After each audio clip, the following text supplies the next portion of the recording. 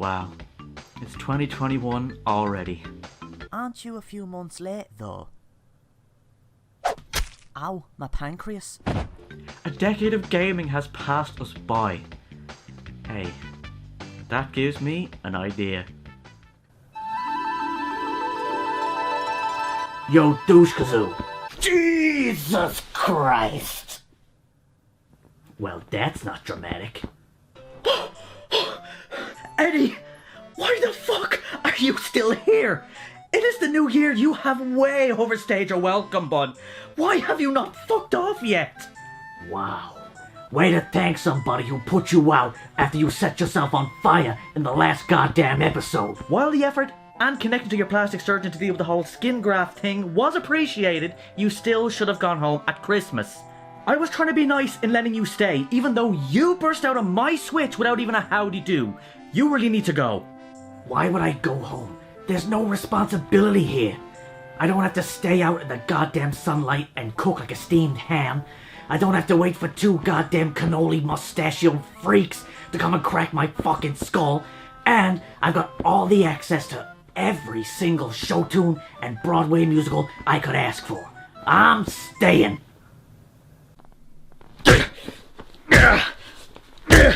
Get the fuck back in there! Get the fuck back in there, you eucalyptic tree!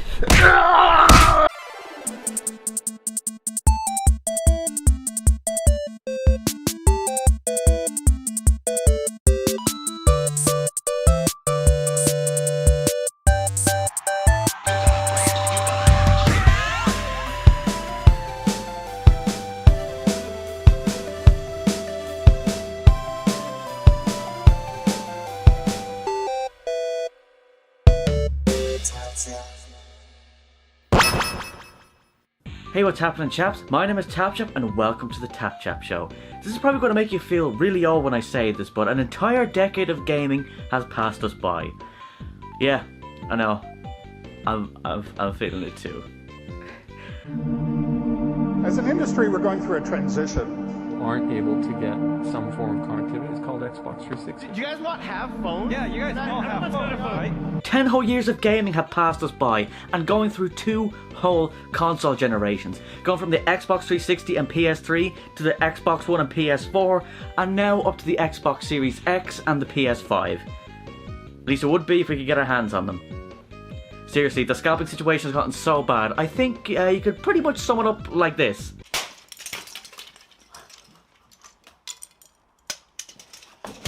But let's at least hope we can all get our hands on one by, I don't know, this Christmas. But enough about that, I'm rambling. I thought you were TapChap. Shut the fuck up, George! So to celebrate the last 10 years of gaming, and because I'm so shit at getting videos out that I've missed a lot of best game of insert year here videos, I came up with this video that will allow me to kill 2 birds at 1 stone. It'll allow me to cover 10 years of my gaming life, while also making up for the few videos I missed, that being the games of the year of 2017 up to 2020. Gotta love a multitasking video. And to be on the list, they have to be games that I actually played. I can't put games on the list that maybe you would kill for, that are so good that you would literally stab a man with a fork and tap him on the forehead with a spoon over. That's great. I can't put them on that list because if I haven't played them, then they don't count. Alright, and just to make things easier for myself, some of these games I didn't play until later on. There's a couple of PS4 games that are on this list that I only played after I got my system. So, in order to make up for that, I've decided that those games would have been the top game of that year had I had the system at the time. There's a lot of other games that were on that list that just didn't come close as to how much I played them, how much I enjoyed them, all that shit. Okay? But that's the thing about making your own content. You can bend the rules because it's your fucking video. I know, crazy, right? So, that's what I'm gonna be doing. Don't like it? Well, I greatly apologize and I'm sorry. Sucks to be you. On with the list.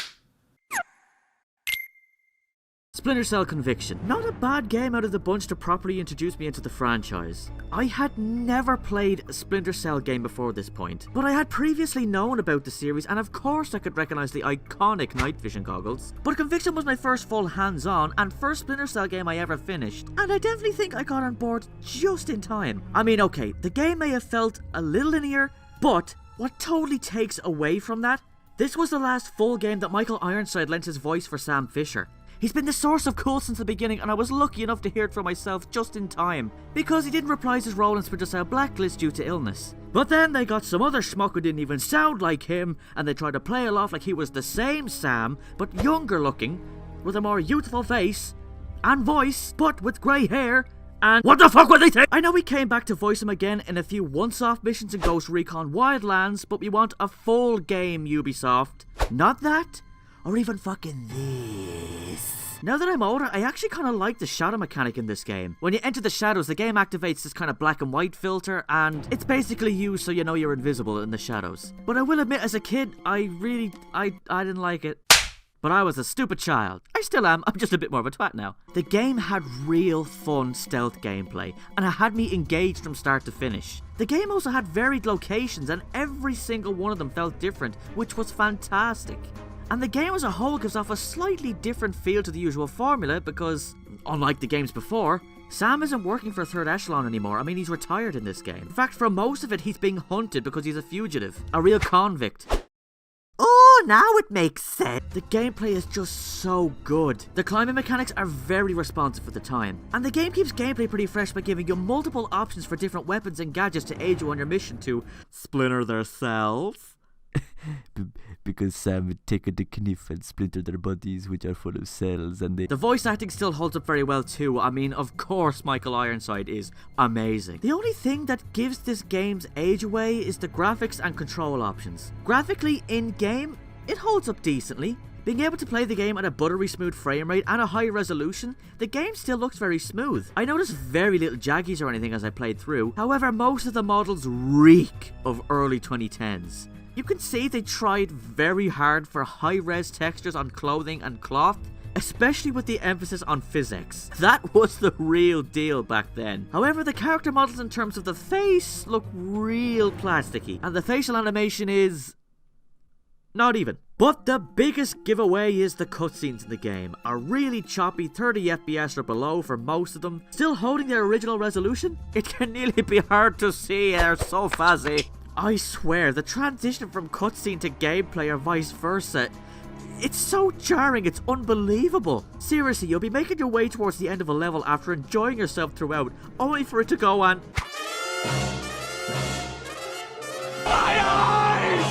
The game also really doesn't like controllers.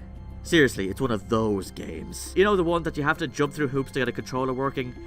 Another dead giveaway of its age. But I suppose if you have the time and patience you could figure it out, but as for me, I can't be fucked. The game also had multiplayer and the co-op was an absolute blast to play. It's thanks to this game that I even got to experience the franchise in the first place, and had I been making videos back then, this definitely would have been my game of 2010. Batman Arkham City. 2011 saw the release of quite a few notable titles over the course of that year, but for me the game that stood out as my number one was Batman Arkham City. After totally blowing everyone away with the phenomenal Batman Arkham Asylum, Rocksteady knocked us all out like we took Harley Quinn's bat to the forehead. With Arkham City, they took the idea of a bigger and better sequel and lived by it. Quite literally. Arkham City was Arkham Asylum but expanded tenfold. The map size was increased, not just confined to a little island and only having many corridors and atriums over the course of the place to explore. Now what we had was essentially a mini Gotham. You know, before Gotham. No, not that one. The other one. What? There! That one! Jesus Christ, who edits this shit?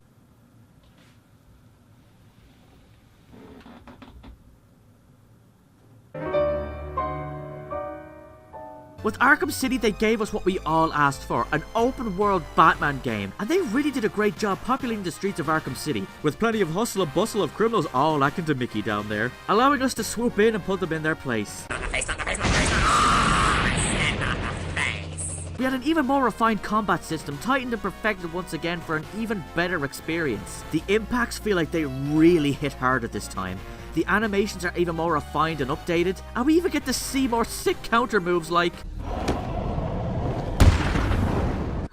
Oh my god, that was fucking cool! Batman doesn't kill, but he won't hesitate to put you in a wheelchair. To the chiropractor! Away! All the gadgets from the last game make a return, with the odd one or two extra bits in there for a little bit more innovation. A few new mechanics, improved map design, which I'm very thankful for, because it actually allows us to make use of Batman's ability to glide. More heroes and villains to come across, yet another batch of killer performances from an all-star cast. Seriously, I could listen to Kevin Conroy read the names of IKEA furniture and still be intimidated. Alfred, I need your help to pick out some new furniture for the Batcave. I was thinking maybe a bit of Daxtorp, maybe a Flard full. And of course, I cannot live without a Nutstorp. And of course we have Mark Hamill, just busy being the ultimate Joker. Add more impressive graphical improvements, and just overall more tidy and flowing gameplay, and you've got yourself a cracker of a title here. They even give us the ability to play as Catwoman, and not just for segmented parts of a mission. No, we're allowed to roam Arkham City as Catwoman, cleaning the streets with our own unique moveset, abilities, gadgets, and a massive racket. Oh, look at her there. She must have got a power-up from Super Mario All-Stars Tennis.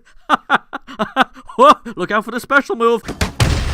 It's fitting that this one is the Game of the Year edition because it deserves that name, especially with all the added goodies in here. Extra missions, an added chapter set after the game, Robin and Nightwing playable in challenge mode, and additional costumes for all the characters in the game, including the animated series skins. Yes, I vote Batman for president. Game of the Year 2011, that is yes. Resident Evil Operation Raccoon City. What a game. One of the best games to ever grace us Resident Evil fan. Ew! Oh god! Oh god! Oh god! Max Payne 3. Now, like many of you out there, I played Max Payne 3 first out of the trilogy. I have since played Max Payne 1 and 2, not to completion, but that's not the point. I can see why people may have had issue with it. The tone is quite out there compared to the other two, but I still enjoyed the hell out of this one. It's the best graphically out of the three. It uses the same engine as GTA 4, so the models all look great, and Max moves and throws himself about in a way that looks really authentic. You can see how much effort he has to put forward to really dive across the room. The man's be heavy and he feels it. The bullet time is so satisfying to nail, the gunplay is punchy, and really feels like every single weapon is deadly. And of course, the amazing Maxi Boy is killing it with more of his dramatic monologues.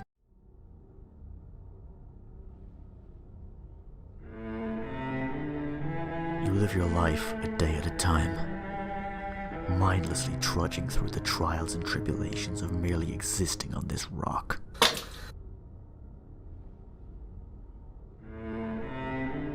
I ask myself every day, is it worth it? What have I got left to wake up for when this world so cruelly took everything from me?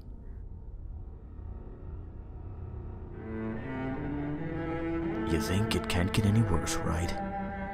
It does. Eventually you reach breaking point, and what happens? You realize there's no milk in the fridge and can no longer enjoy a bowl of bran flakes.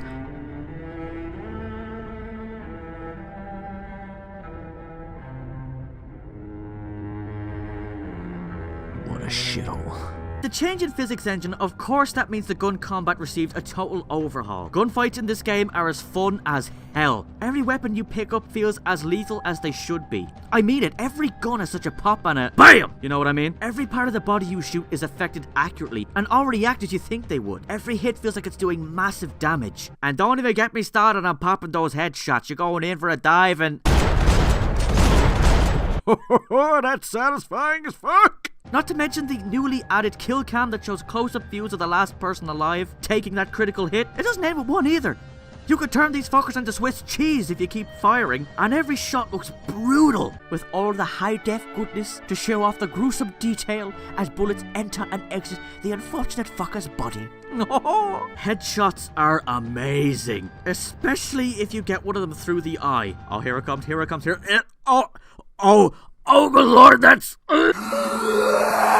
The story is a great, almost negative noir cop on the edge story. I say negative noir because most of the game, in terms of style anyway, is kind of the opposite of a noir theme. It's bright, it's colourful. Yeah, that's not really noir now, is it? But in terms of storytelling through Max's point of view, and of course those amazing monologues, it's still a noir story deep down. We get to dive deeper into Max's psyche and unravel more of his personality, like getting to see that despite Max's negative outlook on life, he still has a compassion and wants to protect anyone he finds in trouble. And we learn he's not a man that appreciates a woman hitter, and we find out how well he deals with that. Oh shit!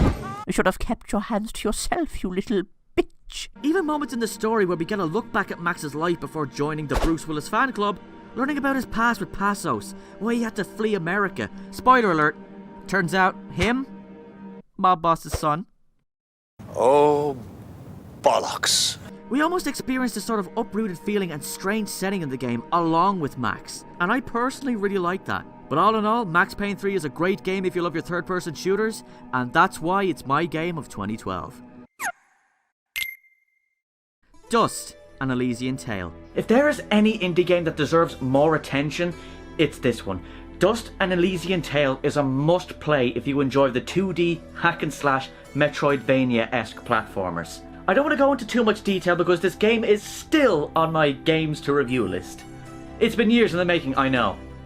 I'm not very good at getting things done in a hurry. Don't judge me! Dust has to be one of the prettiest 2D side-scrollers ever made. This game was the Ori and the Blind Forest of its day. I don't think there was a game prettier than this one. The background art is breathtaking. Everything is so vibrant, including the outstanding character designs. Dust's design is such a unique one. I love the way he looks, and of course, one of my top 10 cutest characters. It's one of my older videos. I'm talking early days TapChap Show, not even worth plugging it. Fidget. Look at her! She's arch! She's got a little face, and the wings, and the voice! Yeah, when Dust starts swinging that sword, you don't want to be anywhere near him. Have you seen the screen? He just goes... I cannot begin to describe the joy this character brings upon my soul! Everything about Dust is amazing. The voice acting is top-notch, the story is amazing, and holy hell, the combat is so punchy and fast-paced, and it's fully upgradable too. You feel like you're tearing into anything that crosses your path. And with abilities to combine your strength with Fidget, you can get some mad combos going. So much shit happens, it ends up like... Jesus! It can get a bit hype, what can I say? Along with the animations for the combat. Like, holy shit, you can slow the footage down and just see every painstakingly designed frame from these moves. And they look buttery smooth. The different attacks that Dust can do, to just dodging, and even watching him run is captivating just from the additional frames. True, the lip sync isn't really correct, but shut up, the game is good. I mean, this game is simply gorgeous. I mean, the backgrounds are incredible, the lighting effects, the weather effects, even the pickups look so tantalizing. I have to shut my blinds when I'm playing this game because magpies flying overhead can see my TV through the window and... Fuck, I forgot there was something I had to do today. Hey Ma, get the scraper! I mean it, for 2013 and being an indie game, this looks unreal. See, this game did beautiful graphics with charming character designs, interesting world, and fantastic music before Ori did it. Everything ties together in such a neat little bow. The visual art style, the gameplay, the music. It can be breathtaking sometimes. The music sets up such an atmosphere that when it really is trying to convey drama or sadness, my god, it is on it. But the biggest reason why Dust, an indie game side-scroller from 2013, was the best game out of the entire year, everything you see here? One man. I'm alive serious here. This level of sheer quality platforming perfection was made by one man. Ooh, it fiddles me gibbles. The amount of quality oozing out of this game came from one man. I swear, if you don't buy this game, you are missing out. Don't deny yourself a chance to live through this adventure. And that's why Dust: An Elysian Tale was my game of 2013. Infamous Second Son.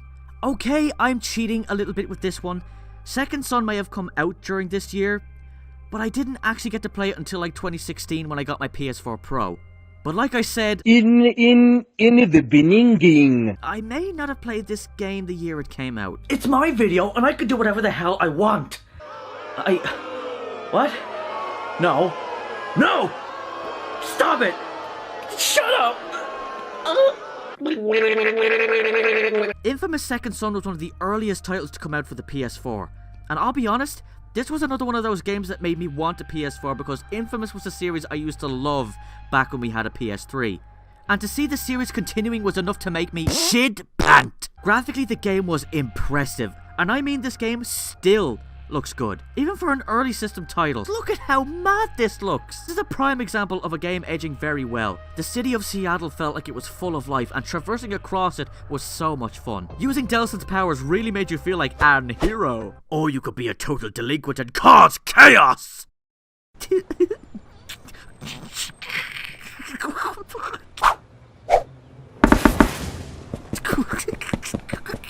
running. You pesky kid! I'll kick your ass! The first two Infamous games were so cool to me because you were pretty much a superhero that could essentially make or break a city. And I loved the idea of turning an entire population's opinion on people with powers based on what you did. God, that was a mouthful. That's what she said. Even better this time around in Second Son, with the added choices of graffiti arts to really send a message. I loved the story in this game too. Having fully animated cutscenes helped a lot, unlike the first game that used still images. The gameplay was so much fun, and with all the different powers to obtain and upgrade, you really felt powerful by the end of the game. As you progress, Delson collects more powers from other conduits, which gives you many ways to wipe out enemies and clear out Seattle. You've got your original smoke powers, then you have your neon, digital, and even concrete powers. They all have a similar base projectile attacks, but each of their heavy missile-like attacks and grenade attacks are totally different from one another, and feel totally different to use. Plus, they feel so much more powerful the more you upgrade them. Not to mention that you can switch these powers on a dime as long as you're near a source. The amount of variation the game offered was amazing. The story was gripping and it had me hooked from start to finish. So you can see why Infamous Second Son was my game of 2014. Plus, to top it all off, Delson was voiced by...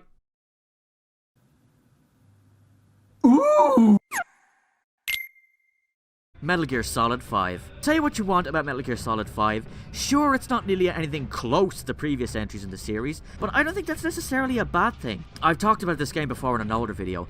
I don't think this game is a good Metal Gear game. However, I do think it's a really good stealth game. And if you want to know more about my thoughts on that aspect of things, check that video out. As I said, it's a bit of an older video, but I think it still does kind of hold up a little bit. So check that out if you're interested. Metal Gear Solid 5 had issues, there's no denying that. No game is perfect. When your developer pulls the plug and forces you to cut an entire third act out of your game, there's gonna be some issues there. If I can quote my older video for a moment. The second half of the game just kind of falls apart. The pacing gets thrown out of proportion and the game ends so abruptly and in such a weird way it feels like you just dropped off a cliff.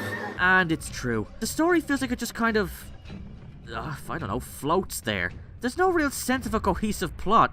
It's just like... Boss, welcome back. My arm and possibly my leg, let me check. Oh fuck, my leg is missing too!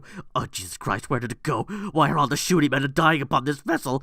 Oh, one guy's been working on the other side. Boss, why are we still here? Just to suffer? We've been fiddled! The game didn't really feel like it had a solid beginning, middle, and an end. Like I said about the cliff, the story really just feels like it just stops and pulls one of those "Are you fucking serious?" twists at the end and... Oh, you can tell Kojima's legs were just swept from under him. Wow, dead-legged the dude and then removed his name off his own game franchise. What an asshole! If you look past the plot, try to forget it's a Metal Gear game, and think of it as just a stealth game overall, it's a solid, really fun and well-functioning game. Graphically, it holds up amazing. Seriously, this game did and still does look absolutely breathtaking. Everything looks smooth and crispy. Models look amazing, and even for 2015, so does the hair on Boss's big bossy head. And as I said in my older video, the gameplay is top tier, because most of the stealth aspect is totally open-ended. Whatever way you want to handle an enemy base, unless of course there's a rare mission restriction, is left totally up to you. You want to be a ghost and slip in and out without laying a finger on anyone? If you can work out a plan of action, it can be done. You want to speedrun a particular base using only CQC? Nothing is stopping you from trying. I'm gonna do a stealth. Whether you prefer the slow pace but really satisfying stealth strategy, or armoring up to your teeth and redecorating the base with a lovely red hue, the game allows you to do it, as long as you have the resources unlocked from upgrading Mother Base, which makes its return from a previous Metal Gear game. You pick up assets, help yourself to vehicles and weaponry, recruit soldiers with different skills to upgrade Mother Base, and give you access to much more weapons and gadgets, and even to buy upgrades for companions that accompany you out in the field, with each one of them, again, changing how you approach taking on a mission. Things like giving DD armor, or picking his lethal or non-lethal takedowns when needed, or even to swap out Quiet the Sniper's different rifles, either super powerful lethal rifles or sleep dart rifles. It's the complete freedom to put together your own plans and being allowed to try whatever the hell you wanted to try. And that really earned my respect for this game, and even though it was a weak Metal Gear Solid game, I still sunk hours into it because the gameplay was just too damn addicting. And that's why Metal Gear Solid 5 was my game of 2015. We've had such a cracking list so far, and I cannot wait to hear what you think about the next half. Stop!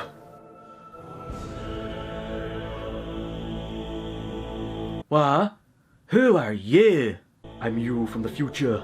I'm here to warn you this video will be over 40 minutes long if you keep going at this course. You need to find a way to split it up, and do so while wearing a funny hat. This video will not come out for some time otherwise. Really? Well, how long? April Well, that's not too bad. of next year. You know what you have to do. Yes. Yes, I do.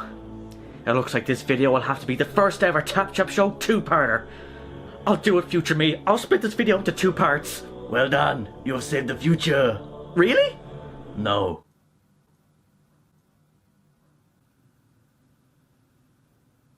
If I've changed the future, how are you still here? Bugger.